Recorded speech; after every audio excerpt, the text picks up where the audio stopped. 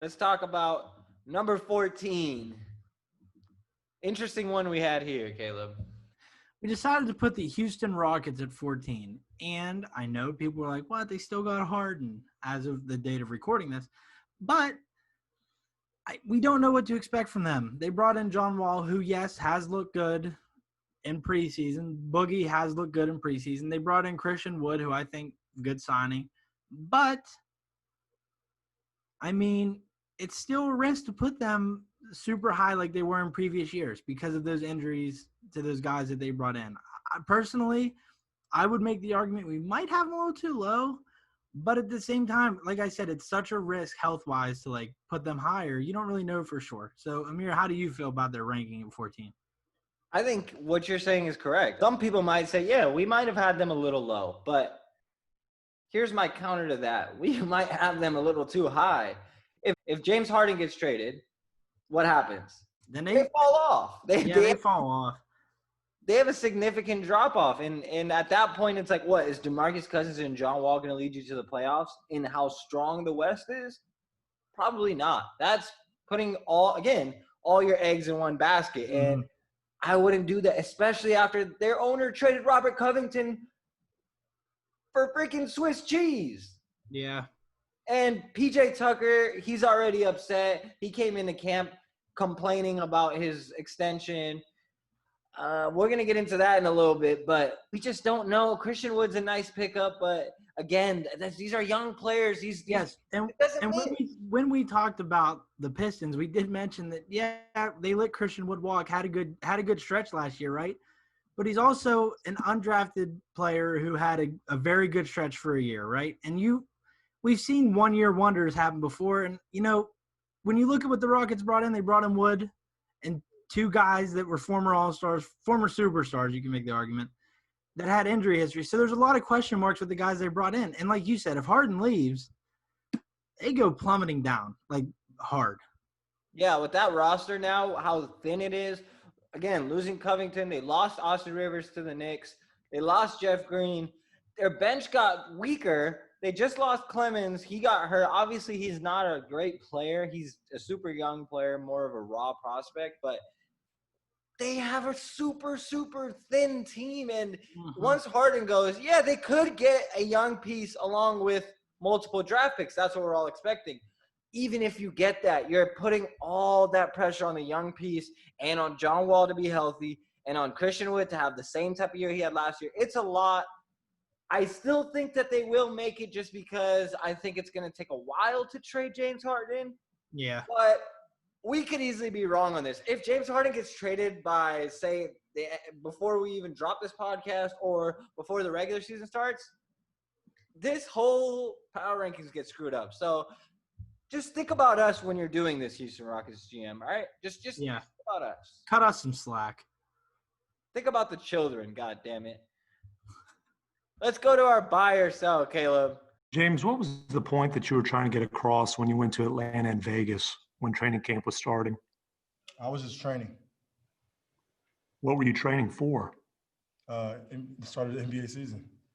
How did going to Atlanta and Vegas help you there when the Rockets were starting training camp in Houston? Just my personal trainers. How disrespectful is it of that reporter to then say, "What were you training for?" Dude, that is so wrong to say to somebody.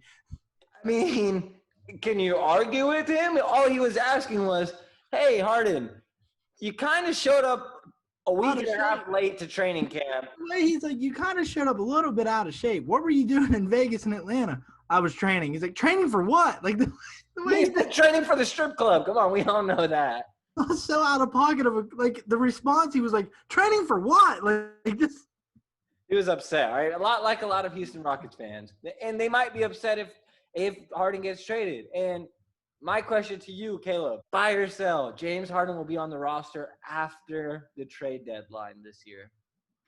Can I hold? No, I'm playing. I'm going to go sell. I just feel like the time there, the way he's went into training camp late, I mean, hasn't really shown any motivation. Like, he did show up out of shape. Like, I'm sure people saw the photo going around on Twitter. He did show up out of shape. Didn't look really motivated. Did you see the play last night where did you hear all offseason he said he wanted to play in an offense to have more ball movement, right?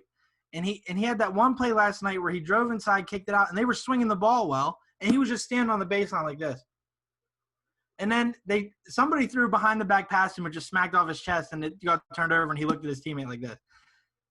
I just feel like the time there, it's going away really fast. You know what I mean? Like it's just not a good fit anymore. There's reports coming out about how the culture they built in Houston was just whatever James wants, he's going to get. And, like, that's toxic, man. Like, you can't do that. Oh, guess who's right about James Harden? Oh, I was all this whole time. But it's okay. We're all wrong at some point. Unfortunately, not really me, but I'm talking about you humans. That is confusing, though. I don't know if you saw the picture. There was one picture of him where he was shooting a jump shot, and he looked like he was anorexic. And then the next day he shows up, and he looked like he was working at McDonald's the last 3.5 weeks and eating in the kitchen the whole time instead of freaking making food. Yeah, I don't know, man. It's just such a weird thing going on because it's like every 2 days you get a new report. Like, oh, he's cooperating with, like, team management and everything. And then it's like he showed up out of shape. It's like, well, what's going on there? If I had to say it, I would say he's going to be off the team after the deadline. Yeah, I think that's an easy one for me. The real question that we were going to ask was, will James Harden be there on opening night? Because when we initially made this, Harden wasn't even showing up to training camp. He wasn't answering Houston's phone calls. He was in Atlanta and Vegas. Clearly, the guy was concerned, right? The reporter was freaking the heck out. He had his money on the Houston Rockets this year, clearly. Going back to the point, though, James Harden, potential to be there, very low to me. I just don't see the fit anymore with Houston. I don't think Houston wants him anymore at all. And you know what? It's kind of sad how he's going out. Houston traded for him, right? They were the one that took the chance, and then they said, we're going to build around you. We're going to consistently build championship teams around you. Because a lot of teams were like, he's just a bench scorer. And then Houston was like that one team that was like, no, we know you're more than that. Like, we'll pick you up. And the way he's been treating them at the end of all this is crazy to me. It's sad, and that's I feel like that's what a lot of NBA players do nowadays. Like, look at what Anthony Davis did in New Orleans. And that's even a little bit of a different situation. Anthony Davis didn't have much winning talent built around him. The Rockets have gotten so much for James Harden. The Rockets it's like a revolving door around James Harden. They're like, James, new offseason, what do you want? He'll give them like a Christmas list, and they're like, okay, and they make it happen. They have no problem shelling out assets to make him happy, and now this is how he's repaying them. Like I'm not even going to work out. Tucker can't even feed his kids anymore. He's been asking for his paycheck for the last 3 months, but they're like, sorry, we're still paying Harden $45 million a year, so we can't really afford you, PJ Tucker, since I'm the brokest owner in basketball. Yeah, it's not a good idea, man. It's astounding to me because I'm a Harden fan, right? Mm-hmm. The way he's been acting, you cannot make excuses for it. He's been acting like a baby about this whole thing. Agreed, and I'm glad that you're finally coming around. Oh, I still love Harden. Don't get it wrong, but he's acting really, really bad. This is a really bad look. He's acting different. Let's move on to our second one. It's great. It's all new. You know what I mean? Like I said, everything is new to me. It's only my 4th day being in Houston, my 4th day being out of the place where I was for 10 years. And I'm still just embracing it. You know what I mean? But the most important thing for me, I was excited about was to get on that court today and get through a training camp practice. I haven't done that in 2 years. And that was fun. It was exciting. That's an old clip, but we love that one right there. That's John Wall talking to his former teammate, Bradley Beal, talking about how he's never seen him act like that before. And guess what, Caleb? I've never seen John Wall act like the way he's been before from an injured player coming off 2 years and looking that way. So my question to you, this is not really a buy or sell. This is kind of a two-part question, right? We saw 2 big appearances from John Wall, DeMarcus Cousins. Your question, better chance of a comeback here, John Wall or DeMarcus Cousins? You're setting me up to get yelled at by people. I'm going to say that John Wall has a better chance. I think John Wall's looked better in preseason. And we talk on the phone every night. And the fact that after the first preseason game, we called each other instantly. We were like, how does he still have a quick first step? Like, he busted his Achilles tendon. Like, how is he still quick? it's crazy to me how he really doesn't look like he lost a step. Like, it looks like these 2.5 years off, like, did better for his body basketball-wise than – I don't understand it. It's weird to me. I'm going to say John Wall is going to have the better year. I'm sorry to the Kings fans that are listening. Abe, really. It's just Abe. But still, I'm sorry, Abe. I love Boogie, but I just feel like John Wall's going to have the better year. How about you, Amir? I don't think there's going to be many upset Kings fans. I agree with you there that John Wall will have a better chance of a comeback year. DeMarcus, to me, he has the ability to have a good year this year, but we all know it. Boogie's not 2015 Boogie anymore. And that's something that we have all accepted already. But even what we saw with the Warriors, that's not the same DeMarcus. And maybe he gets to that level, but those injuries really slowed him down. He doesn't look the same. I know it's still early. Again, it's preseason. I'm not trying to make any judgments, but just from the little things I've seen and just from the way the game is now, it's just a lot harder for DeMarcus to dominate. He's not as much of an inside player anymore. He can't use his strength as much anymore. He's gotten a lot skinnier, which is good for him, good for his longevity of the game. John Wall, though, man, that, like we said, that first step is ridiculous. He looks like De'Aaron Fox out there. They look like the exact same player. And John Wall's confidence just oozes out on the screen every single time you watch him play. So, to me, it's going to be John Wall. I don't even think it'll be close. I don't think many people will be upset with you. I don't think Abe will be upset with you either because, Abe I sure hope not, because I don't like seeing Abe upset. Well, I don't think he's going to get upset because he already knows that we don't – Thank gosh. He's not happy with 99% of the stuff we say. Well, he's not going to be happy with hearing how we talked about James Harden. So hopefully it's us saying that we love Boogie, that'll make him smile. Yep. Don't mention Harry Giles around him. Last one. Let's go to the elephant in the room, PJ Tucker.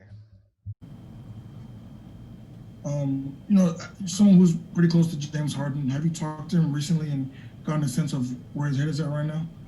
I'm here to speak for PJ Tucker. Tim McMahon. Hi, PJ. Obviously, there's been a lot of change with this organization. You're going into the last year of your contract. How do you feel about your fit with the Rockets at this point going forward? Feel great. I fit anywhere. I'm a chameleon. I can play anywhere. It's part of what I do. So with the new regime here, I feel great. We can clearly see PJ Tucker's upset there.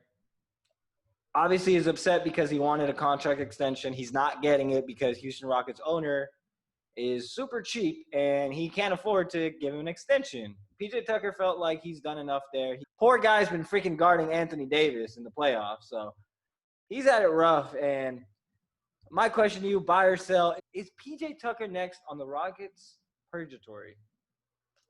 I'm buying that. I feel like he's going to go before James Harden does because I feel like Houston has invested so much into James Harden that they're going to try to make it work, but it won't work. But I feel like he'll be the last to go, if that makes sense. But I feel like PJ Tucker, his time, you heard how he answered that question. He's fed up. He just sounds fed up with everything. I'm going to say he's out next. I think they're going to find a way to trade both him and James Harden. And the reason for that is that roster to me is just, again, we talk about it, so confusing. And I feel like eventually Harden's going to want out and they're going to want to just be like, yeah, we're just going to tank. Forget about it. And once they decide to do that, that'll probably be best for them. We'll see eventually what they do. Houston's going to have a rough year this year if James Harden keeps acting the way he does. I'm excited to see what DeMarcus does. Excited to see what John Wall does for sure. Those are two guys that I feel like a lot of NBA fans are going to be rooting for.